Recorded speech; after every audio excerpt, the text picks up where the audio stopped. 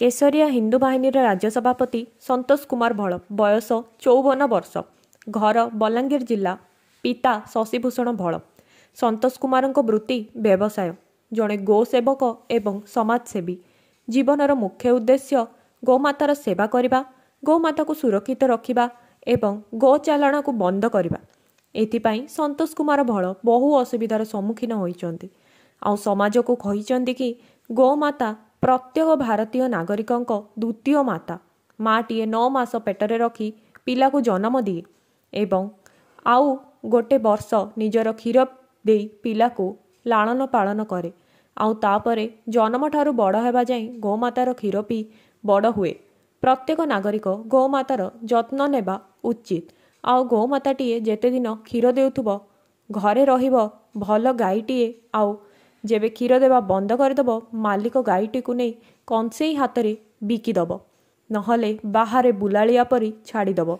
माँ को जत्न जेपरी निया जाए गोमाता भी सेहीपरी जत्न नियाजिबा उचित। राष्ट्रर हित पाई कार्य करुथुबा भारत मातार सुयोग्य संतान भावे माँ भारतीर सेवा करिबा, सनातन धर्मर प्रचार प्रसार करिबा तथा धर्मर रक्षा करिबा, भारत वर्षर धर्मांतरीकरण को संपूर्ण बंद करने एवं देशरे तथा राज्य अनुप्रवेशकारी को रोकिबा, भारत वर्ष को हिंदू राष्ट्र रूपे देखिबा और समाज रे थिबा अवहेलित एवं गरीब लोकों को साहाय्य करने सह तांको समस्या को सरकारंक एवं प्रशासनक पाखरे पहुंचाइबा ताकू समाधान करने संतोष कुमार भलंकर मुख्य लक्ष्य।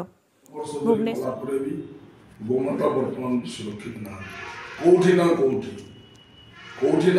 गोमाता अत्याचार होची। गोमाता को बिक्री करा गोमाता को बिक्री करी गोमांस बिक्री होची, चमड़ा बिक्री करा होची एवं ए गाई चालाण और गोमाता को सुरक्षा पे आमे जो दीर्घ दिन धरी संघर्ष जारी रखीचु। विगत दिन रे सरकार को आपण जानिले आश्चर्य हेबे आम प्रत्येक मासरे दाबी पत्र दूँ जिला स्तर राज्य स्तर जे गोमाता को केमती सुरक्षा दी किंतु गोमाता को सुरक्षा देवाई आम जिते भी दाबी उपस्थापन करूँ से समय सरकार आम कथा को लक्ष्य करूँ बिल्कुल से शुणुले किंतु वर्तमान जो सरकार राज्य में आसी सेमान को आमे किसी गोटे कहले कि दाबीटे देले शुणुंट कम करने इच्छा प्रकाश कर घोषणा किंतु जी दूर घोषणा है निमित्त मात्र से आम गोमाता को सुरक्षा दे पारा ना। गोमाता को सुरक्षा देवा लगे तार गोटे इनफ्रास्ट्रक्चर बदल पड़ो। शेल्टर हाउस पड़ो प्रत्येक सहर में, कांजी आहदा पड़ो सब जिले में, गोशाला पड़ो प्रत्येक ब्लक स्तर में। सरकार को से जिन पड़ो केवल एति करदे हेनी लोकों को भी सचेतन करा अवेयरनेस करा घर घर बुले करा जोटा केशरिया हिंदू बाहिनी आगामी दिन में कार्यपंथा रखी। आम लोक बुझा पड़ो गोमातार केवल क्षीरटा मूल्यवान गोमाता शरीर प्रत्येक अंग प्रत्येक जिनस शरीर बाहर प्रत्येक जिनस मूल्यवान। गोमाता परिश्रम मूल्यवान, गोमाता गोबर मूल्यवान, गोमाता निश्वास प्रश्वास ताहारी अंग मूल्यवान। क्षीर तो सब मूल्यवान। लोक सचेतन करा पड़ो आम कि पैसा पाई भारत वर्ष को जातिवाद भाग भाग कर जातिवाद जो सृष्टि होता जातिवाद आज हिंदू असुरक्षित देश आम ये मेजोरिटी किंतु आम ये बर्तमान माइनोरिटी रोल पहुँचती जो मैंने माइनोरिटी आज से आज मेजोरिटी पलटि आमको भाग भाग कर दी खंड विखंडित कर दी आमको से विभिन्न जाति संप्रदाय भाग कर दी। आम जेकोसी धर्मावलंबी लोक जब पचार से धर्मर नाटा केवल कहते तुम कि लोक बोली पचारे कौन धर्म को कौन संप्रदाय को आक्षेप कर कहूनी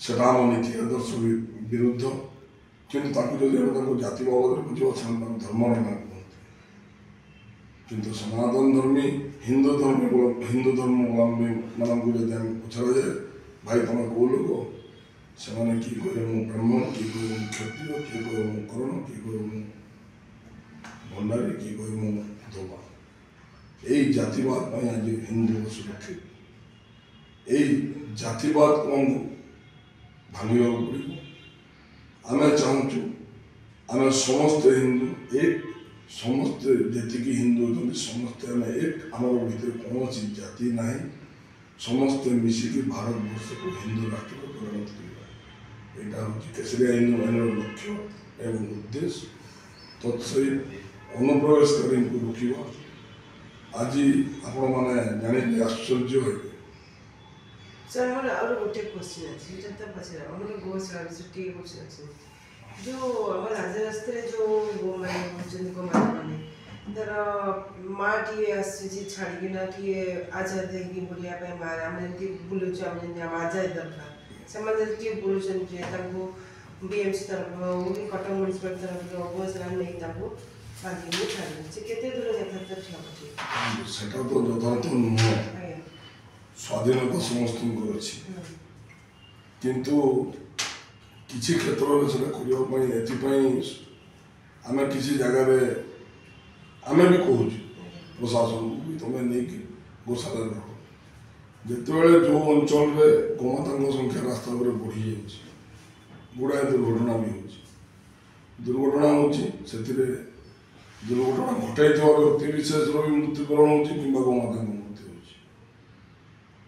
जब मु लोक एक्चुअली सचेतन करने चाहूँगी लोक किसी बार्ता देवा चाहूँगी आम समस्त घर किसी ना कि खाद्य बची जाए तेज टे जदि आम गाई गोमाता को दौरान पीवा बाहर जो भात टे बड़ी जाए क्षति कौन गोटे गोमाता तो पेट फुल घरे कदली को पचे पचे आम ड्रेन फिंगी दूसरी जदि दीटा कदली चार्टा कदली घरे बची जाए पूजा कला गोटे दिन कदली तो डंगू दे पार रुटी बासी करके खाऊ प्रत्येक घरे सबुदिन राति रुटी होटी है आप देखिए समस्त घरे दी चारिटा रुटी बची जदि गोटे गोमाता घर पाक आस दीटा रुटी देदेले असुविधा कौन अच्छे गोटे साई में जब 300 घर अच्छा 300 घर जब गोटे गोटे रुटी देवे 300 रुटी है लोक सचेतन करने चाहूँगी लोक गोटे बार्ता देवा चाहूँगी यही सेवा माध्यम जे घर सामना जब गोमाता आसुँच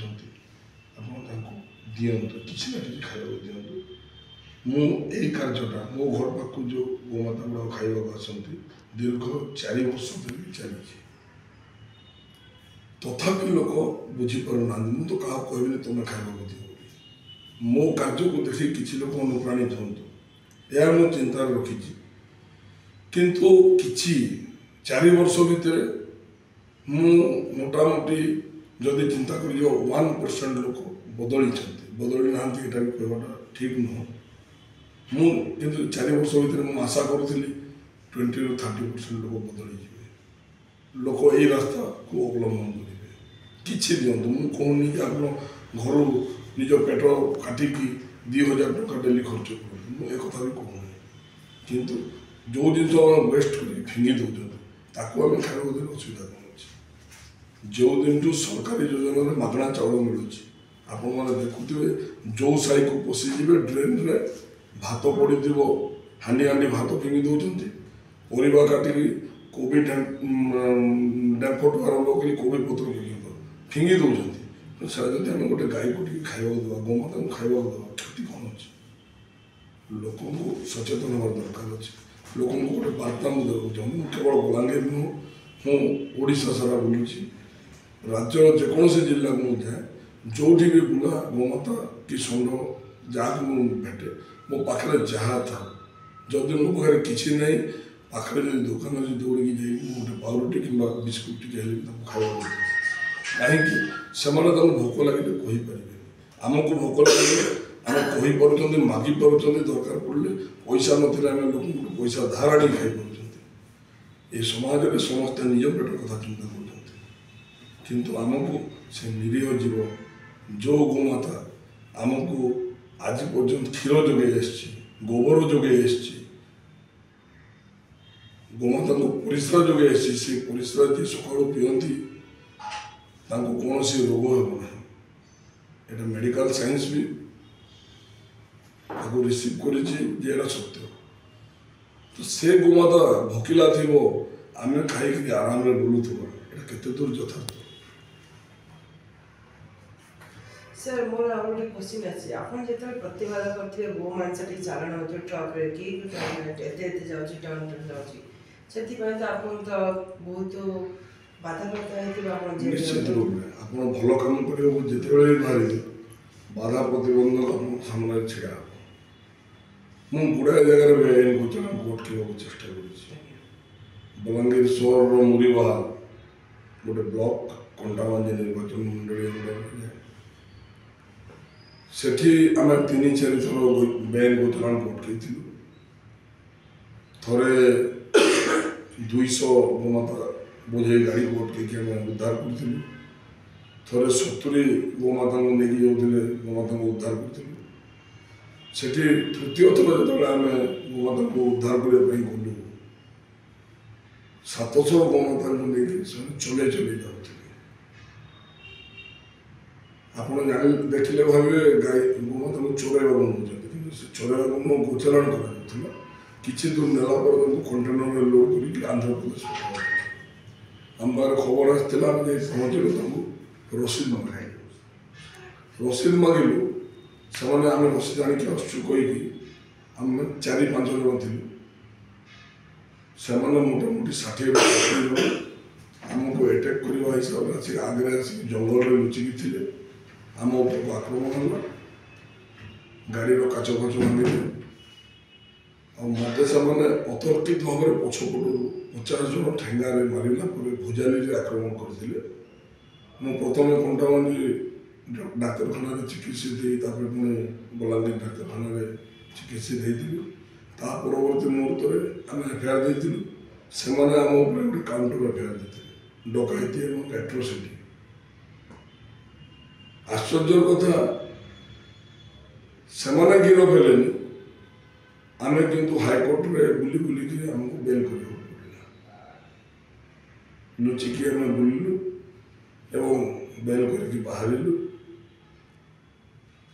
सेठी आप गोटे जिनस जानले आश्चर्य से समय सेठिकार सांसद को प्रतिनिधि से रैकेट संपृक्त थे सेठिकार विरोधी दल नेता जी थे विरोधी माने सी विधायक थे किंतु विधायक प्रार्थी विरोधी दल लोक संपृक्त थे जी सेठिकार विधायक थे लोक भी सामिल थे पुलिस भी सामिल थे आम गाई चलाण को जो अटकवा गलु आग आम पुलिस को इनफर्म करूँ स्थानीय थाना जो थाना को गली से दृश्य देखिए जदि आप थाना केवल गोटे गृहरक्षी होमगार्ड से गोटे भाई बसला ना से थाना अधिकारी थे ना भारप्राप्त अधिकारी थे ना कौन इन्स्पेक्टर थे ना कौन सब इन्स्पेक्टर थे ना से कौन कनेस्टेबल थे आपण मैंने जानी प्रत्येक घर में स्त्री लोक मैंने निज स्वामी को लुचे लुचे किसी पैसा रखी था जो दिन मु गोमाता किसी खाद्य आनी नी जो घर को खावा द्वीपर जी मत से पचारे आज मो गाई को खाद्य आसनी कि मुझे उत्तर दे पारे चुपचाप जो रही से जानी पैसा न खाई उठला बेलू से पैसा लुचेक बाहर कर मो पकेट पूरा देवी मत कहे आज तुमको 1000 टका दे तो तुम मत खाली 2000 कर सेटा गोटे बाहर कथा मत साहय आती गोमाता को सेवा करे केवल संपूर्ण परिवार गोमाता को सेवा करूँ जब बंचिक रही लगी रही गोमाता को सुरक्षा देवा से गोटे कथा कहली दरकार पड़े मो जीवन भी देदेवी ପକ୍କା ଜୀବନ ତାଙ୍କ ଗୋମାତା ଯେଉଁ ପ୍ରକାର ସ୍ନେହ ମୋତେ କରନ୍ତି କହିପାରନ୍ତିନି। କୌଣସି ମନୁଷ୍ୟ ସମାଜରେ କେହି ଏତିକି ସ୍ନେହ ମୋତେ ଦେଇନାହାନ୍ତି। ତାଙ୍କଠୁ ଯେଉଁ ସ୍ନେହ ମୁଁ ପାଇଛି, ନା ମୋ ଭାଇ ବନ୍ଧୁ ନା ମୋର ସହୋଦର କେହି ବି ମୋତେ ସେ ପ୍ରକାର ସ୍ନେହ ଦେଇନାହାନ୍ତି। ଗୋମାତାଙ୍କଠୁ ମୁଁ ଯେତିକି ସ୍ନେହ ପାଇଛି ସେ ସ୍ନେହକୁ ମୁଁ କେବେ ଭୁଲି ପାରିବିନି। ସେମାନେ ମୋତେ ନାଁ ଧରିକି ଡାକି ପାରନ୍ତିନି କିମ୍ବା ମୋତେ କହିପାରନ୍ତିନି, କିନ୍ତୁ ସେମାନେ ମୋତେ ଦେଖିଦେଲେ ଓ ଗାଡ଼ିର ଶବ୍ଦ ପାଇଗଲେ ଘୋଡ଼ା ଭଳିଆ ମୋ ପଛରେ ଦୌଡ଼ନ୍ତି। କେବଳ ଗୋମାତା ନୁହନ୍ତି, ବୁଲା କୁକୁରମାନଙ୍କୁ ଲୋକ ଟେକା ମାରନ୍ତି, ବାଡ଼େଇ ଦିଅନ୍ତି ଠେଙ୍ଗାରେ। ଆପଣ ଜାଣିଲେ ଆଶ୍ଚର୍ଯ୍ୟ ହେବେ, ପ୍ରତ୍ୟେକ ଦିନ 20ରୁ 30 ବୁଲା କୁକୁର ସେମାନେ ବି ମୋ ଘରକୁ ସେମିତି ଦୌଡ଼ନ୍ତି। ଦିନକୁ 3 ଥର ଆସନ୍ତି, ତାଙ୍କୁ ବି ମୁଁ ଖାଇବାକୁ ଦିଏ, ନିରାଶ କରେନି। କାହିଁକି ସେମାନେ କିଛି କହିପାରୁନାହାନ୍ତି। ଆମକୁ ଯେତେବେଳେ ଭୋକ ଲାଗୁଛି ଆମେ ଜଣକୁ କହିପାରିବା ଯେ ମୋତେ ଭୋକ କଲାଣି, ମୋତେ ଖାଇବାକୁ ଦିଏ। ଯଦି ଆମ ପାଖରେ ନାହିଁ ପଇସା, ବାହାରେ ଅଛନ୍ତି, ଆମେ ନିଜ ସାଙ୍ଗସାଥି ଭିତରେ ଯାହାକୁ ମୋତେ 100 ଟଙ୍କା କି 200 ଟଙ୍କା ଦେଇଥା, କାଲିକି ମୁଁ ତୋତେ ଫେରାଇ ଦେବି, ଏହା କହିକି ଆମେ ଖାଇପାରନ୍ତି। ସେମାନେ କାହାକୁ ନଥିବେ। ସବୁଠୁ ବଡ଼ ଦୁଃଖର କଥା, ସମାଜରେ ସମସ୍ତେ ନିଜ ପେଟ କଥା ଚିନ୍ତା କରନ୍ତି, କିନ୍ତୁ ସେ ନିରୀହ ଜୀବମାନଙ୍କ କଥା କେହି ଚିନ୍ତା କରନ୍ତି। ସେ ନିରୀହ ଜୀବମାନଙ୍କ କଥା କେହି ଚିନ୍ତା କରନ୍ତିନି। ସେ ଖାଇଛି ନା ନାହିଁ କେହି ଭାବିପାରନ୍ତିନି। ସେ ଯଦି ଖାଇବ କ'ଣ ଖାଇବ ଏଟା ବି କେହି ଚିନ୍ତା କରନ୍ତିନି। ସମାଜକୁ ଗୋଟେ ମେସେଜ ଦେବାକୁ ଚାହୁଁଛି, ମୁଁ ଯେଉଁ କାର୍ଯ୍ୟ କରୁଛି, ଯଦି ସମାଜରେ ପ୍ରତ୍ୟେକ ଘରୁ ଜଣେ ଜଣେ କିଛି ନା କିଛି, ମୁଁ କହୁନି ଆପଣ ପ୍ରତ୍ୟେକ ଦିନ 2000 କି 4000 ଟଙ୍କା ଖାଦ୍ୟ ଦିଅନ୍ତୁ। ସମସ୍ତଙ୍କ ଘରେ ଯେତେବେଳେ ଆମେ ରୁଟି କରୁ, ଦେଖୁଥିବେ ସମସ୍ତଙ୍କ ଘରେ ସକାଳ ପାଇଲା ବେଳକୁ ବାସି ରୁଟି 2-4 ଖଣ୍ଡେ ବଞ୍ଚିଥିବ। ଭାତ ରାନ୍ଧୁଛୁ, ଜଣେ କି 2 ଜଣଙ୍କର ଖାଦ୍ୟ ବଞ୍ଚିଥାଏ। ଆମେ ଯଦି କୌଣସି କୁକୁରକୁ, ପଶୁ ବୁଲା କୁକୁର କିମ୍ବା ଗୋମାତା ଯଦି ଘର ପାଖକୁ ଆସୁଛନ୍ତି, ପେଜ ସହିତ ଭାତ ଟିକେ କିମ୍ବା 2-4ଟା ରୁଟି ବଳି ଯାଇଛି, କଦଳୀ ଯଦି ଘରେ ଆମର ବଞ୍ଚି ଯାଇଛି, ପୂଜା ପାଇଁ ଆସିଛି, ଯଦି ଆମେ ଖାଇବାକୁ ଦେବା। ପ୍ରତ୍ୟେକ ଘରେ ଗୋଟେ ସାହିରେ 100, 200, 300 ଘର ରହୁଛି। ଯଦି ଆମେ ସେ ସାହିରେ ପ୍ରତ୍ୟେକ ଘରେ ଯଦି ଗୋଟିଏ ବି କଦଳୀ ଦେବେ, ଯେଉଁଠି ବି ସେଲ୍ଟର ହାଉସ୍ ହବ କି କାଞ୍ଜିଆ ହଉଦା ହବ କି ଗୋଶାଳା ହବ, ତାଙ୍କୁ ସବୁବେଳେ ବାନ୍ଧିକି ରଖି ହବ ନାହିଁ। ସେଇ ବାଉଣ୍ଡ୍ରି ଭିତରେ ତାଙ୍କୁ ଖୋଲାମେଲା ଛାଡ଼ିଦେବା କଥା। ସରକାରଙ୍କ ପାଖରେ ଜମିର ଅଭାବ ନାହିଁ। ଗୋଚର ଜମି ଓଡ଼ିଶାରେ ବହୁତ ପଡ଼ିଯାଇଛି। ସାରା ଓଡ଼ିଶାରେ ଯେକୌଣସି ଜିଲ୍ଲାକୁ ଯିବେ ଗୋଚର ଜାଗାର ଅଭାବ ନାହିଁ। କେବଳ ସେଟ୍ କରିଦେଇକି ସେଇଠି ଗୋମାତାଙ୍କୁ ବାନ୍ଧିକି ରଖିଦେଲେ ହେବନି। ଗୋମାତାଙ୍କୁ ତାଙ୍କ ଛୁଆ ସହିତ ତାଙ୍କୁ ଛାଡ଼ିବାକୁ ପଡ଼ିବ ସ୍ୱାଧୀନତା ଦେଇ। ଛୁଆଟିଏ ତ ସାର୍ ତାଙ୍କ ଘରେ ରହିଲା, ଯିଏ ରଖିଥିବ ଗୋମାତାକୁ, କିନ୍ତୁ ତାଙ୍କୁ ତ ସେଇ କ୍ଷେତ୍ରରେ ଆମେ ଆଗରୁ ବି ଲଢ଼େଇ କରିଛୁ। ଛୁଆକୁ ନେଇକି ମା ପାଖରେ ରଖିଛୁ କିମ୍ବା ମାକୁ ଆଣିକି ଛୁଆ ପାଖରେ ରଖିଛୁ। ଗତ ଶ୍ରାବଣ ମାସର କଥା କହୁଛି, ଏଇ ବର୍ଷ 2024 ଶ୍ରାବଣ ମାସ ଥିଲା, ମୁଁ ଆସିଥିଲି ଭୁବନେଶ୍ୱର ଏଇ କାର୍ଯ୍ୟାଳୟକୁ, କେଶରୀ ହିନ୍ଦୁ ବାହିନୀର କାର୍ଯ୍ୟକ୍ରମ ନେଇକି। ମୁଁ ଯେତେବେଳେ ଫେରିଲା ବେଳକୁ ମୁଁ ପ୍ରତ୍ୟେକ ଦିନ 60ରୁ 70 ଗୋମାତା ମୋ ଘରକୁ ଖାଇବାକୁ ଆସନ୍ତି। ମୁଁ ମୋର ଶକ୍ତି ଜାଣିକି ତାଙ୍କୁ ଖାଇବାକୁ ଦିଏ। ଆପଣଙ୍କୁ କହୁଥିଲି, ଅଧାରୁ ବନ୍ଦ ହେଇଗଲା।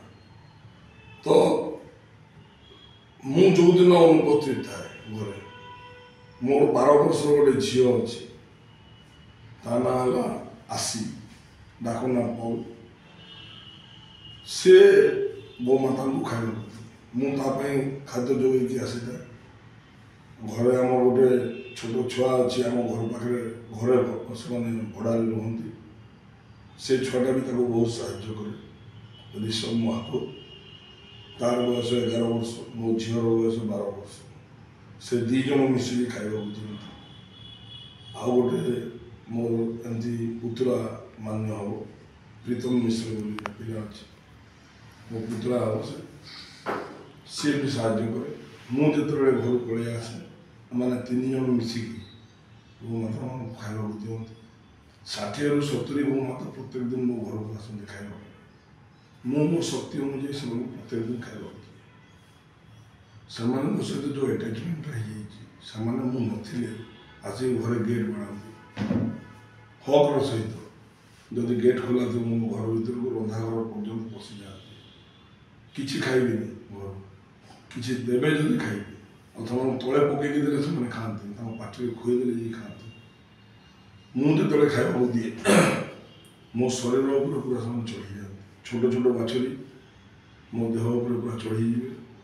ଗାଈମାନେ ମୋତେ ପଛରୁ ମାରୁଥିବେ କି ଆଗକୁ ମାରୁଥିବେ। ପ୍ରତ୍ୟେକ ଦିନ ମୁଁ ଖଣ୍ଡିଆ ଖାବରା ହୁଏ ତାଙ୍କ ପାଇଁ, କିନ୍ତୁ ସେଇଟା ହିଁ ସ୍ନେହ।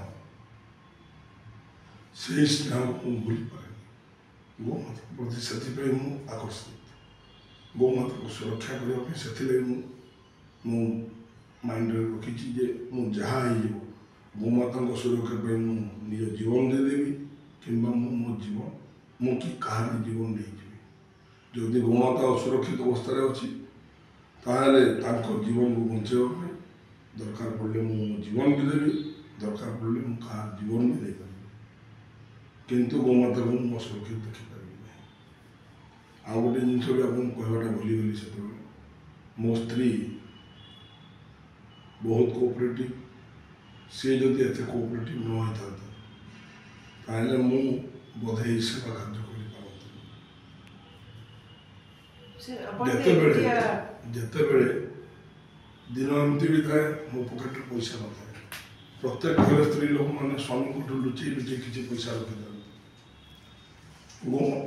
ଗୋମାତାଙ୍କ ପାଇଁ ଯେତେବେଳେ ମୁଁ ଭୁବନେଶ୍ୱରରୁ ସ୍ୱର୍ଣ୍ଣପ୍ରଭା ନାୟକଙ୍କ ରିପୋର୍ଟ, ପର୍ଯ୍ୟବେକ୍ଷକ, ଓଡ଼ିଶା।